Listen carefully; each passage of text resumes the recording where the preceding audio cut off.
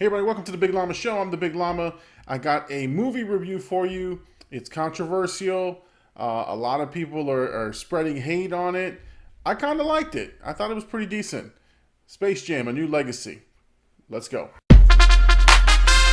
It's SINA.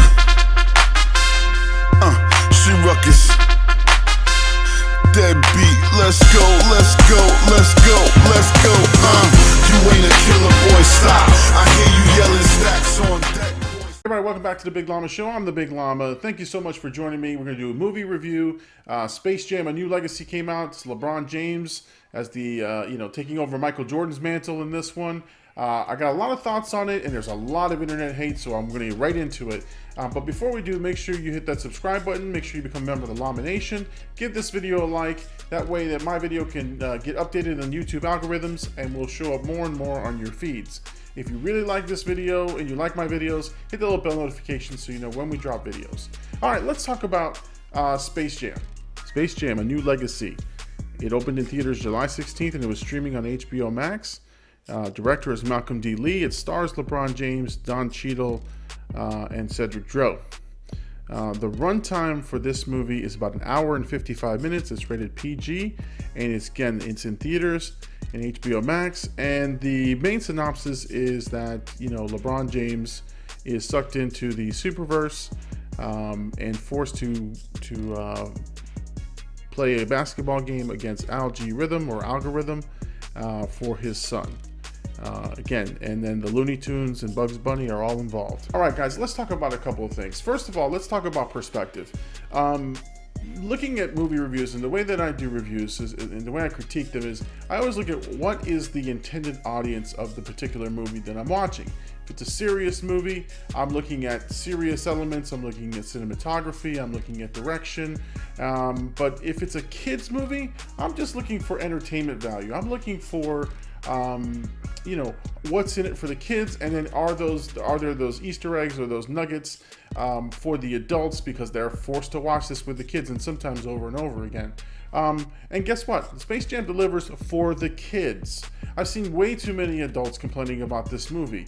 One of the main things I saw complaining about it was LeBron James's performance or his acting abilities. LeBron James is an NBA basketball star. He is not an actor. And so you would expect a stiff performance or a very robotic cardboard performance from LeBron James. He basically does what LeBron James does. He will read some lines, and he's not the greatest actor in the world, but does he do horribly wrong? I think he's better than Michael Jordan. Michael Jordan, unfortunately, is very, very stiff, even worse than LeBron. The one thing that they had in the original Space Jam than they have this one is that they had Michael Jordan doing more Michael Jordan things. And in this one, they try to give LeBron more story, which, again, adds to more acting and screen time. And that's, I think, what takes away from the movie. Now, I've seen the movie described as sort of one big commercial or an expansion of the LeBron James brand.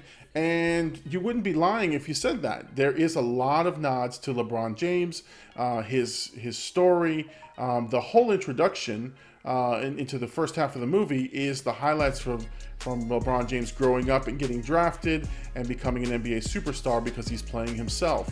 So yes, it's a vehicle for LeBron James. There are LeBron James merchandise I'm sure is going to be coming out of it. I want to buy a jersey, and I'd love to buy those shoes that he's wearing at that last basketball sequence.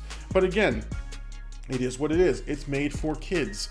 It's a LeBron James brand extension, and it's made for kids. It's very entertaining for kids. I'll say that again, for kids.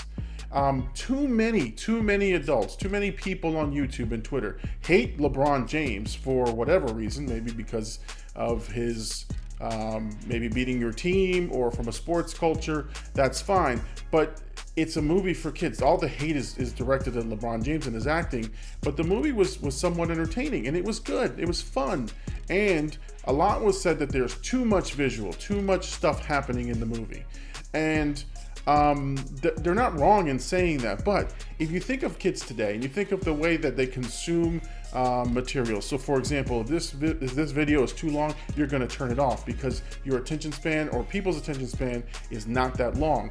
So why not throw lots of visuals? Why not throw a lot of different things that kids can focus on, even parents can focus on?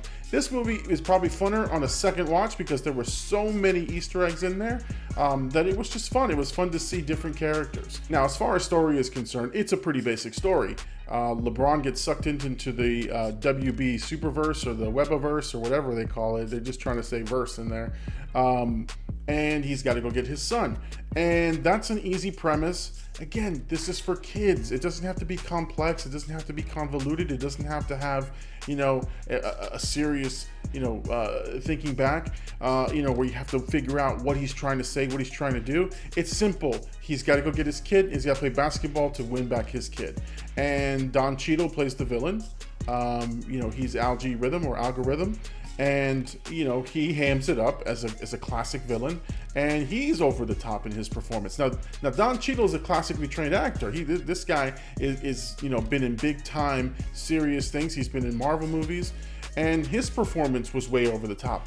But it should be. It's a kid's movie, and he's a kid's villain, so you want to hate him, and he goes over the top, over dramatic, and that's the way that he plays it up in this movie. A lot's been said about the Looney Tunes and how they're sometimes pushed aside. I don't agree. I think the Looney Tunes are old, and some of their jokes don't land, and some of the kids today don't know about these Looney Tunes. So to feature them prominently in the movie would have been a mistake. I know the old heads who watch the movie say, oh, this is a Looney Tunes movie, they should have been featured. No, this is a LeBron James movie featuring the Looney Tunes. And it just so happens to be that they're very popular with us, the old people, while coming to go see this movie. But again, Foghorn Leghorn and his jokes, Speedy Gonzalez and his jokes, they're borderline racist and they're borderline, offensive. So having them minimized in this is fine. The jokes for the kids today, they just won't match up. So again, having the Looney Tunes not front and center is okay with me. Bugs Bunny was prominently featured, but again, he's not going to capture the attention of these kids for a long period of time. So again, I think the movie did what it was supposed to do. I will talk about the runtime. The runtime was 1 hour and 55 minutes, and it feels like 1 hour and 55 minutes, and that's a legitimate gripe that I've seen online. There could have been a good 20 minutes shaved off the movie, and probably the first half of it when you're looking at how LeBron James' son wants to go to a particular website camp or electronics camp, and LeBron wants to go to basketball. A lot of that could have been trimmed out and you wouldn't have missed it, but that's okay. I still found it very entertaining. Okay, overall, this movie delivers for kids. I keep saying that again. It's for kids. That's what its intended audience. And for me, I would give it a C+. That's going to be my overall rating for this movie. It's an entertaining movie. I laughed a couple times. I enjoyed it. But because I put myself in the mindset that I am not coming here to see The Godfather or any of those types of things, I came to see a kid's movie and I enjoyed a kid's movie. Was LeBron James a little bit wooden in his acting? Absolutely. But he's a basketball star. I wasn't expecting an Oscar-worthy performance. I would have been shocked if that's what would have been happened. The Looney Tunes were great. They were great comedic timing. Great comedic elements. And I love that I saw Marvin the Martian because he was one of my favorite Looney Tunes. And the Easter eggs sprinkled throughout.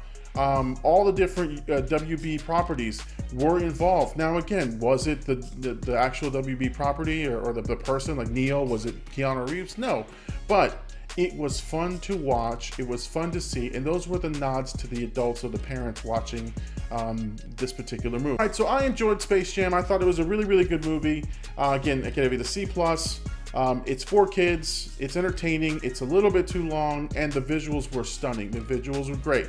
So I enjoyed it. I hope that you enjoyed it. Now, if you disagree with me, I'm okay with that. Hit me up in the comments. Let me know what you thought about Space Jam: A New Legacy. And again, think of it in the lens of a kid. Would a kid enjoy this? Absolutely. Would an adult enjoy it? I wouldn't sit here and watch it if I didn't have kids, that's for sure. All right. If you liked it, again, let me know in the comments. Hit that like button. Subscribe, become a member of the Llama Nation. If you want to know when I post videos, hit that little bell notification so you know exactly when we post videos. Once again, thank you so much for joining me again. That's Space Jam: A New Legacy. That's my review. I liked it. I enjoyed it. I know there's a lot of internet hate, but I don't agree with them. All right. Thank you so much for coming to Big Llama Show. I'm the Big Llama. Peace out.